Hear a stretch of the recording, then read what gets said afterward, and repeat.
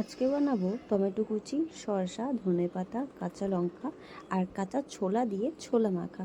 আমার কিন্তু দুর্দান্ত লাগে এই ছোলা মাখাটা খেতে। তোমাদের কেমন লাগে জানিও কিন্তু।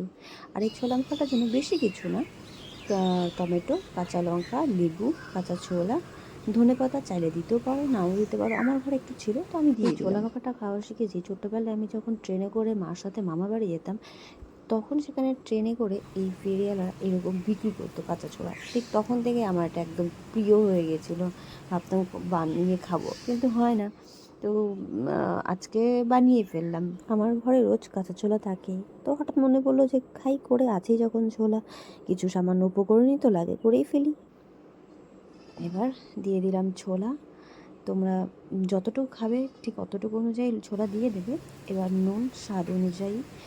এবার মেখে নেব, একটু কাঁচা লঙ্কা চটকে নিলাম। আমি লঙ্কা খেতে অত বেশি ভালোবাসি না, তাই অল্প সময় লঙ্কা দিলাম, ব্যাস চামচ দিয়ে মেখে নিলাম। ব্যাস এই যে রেডি, খাওয়া শুরু। দেখে নাও ভালো হয়েছে না বলো, দেখতে খুব ভালো হয়েছে, টেস্টি।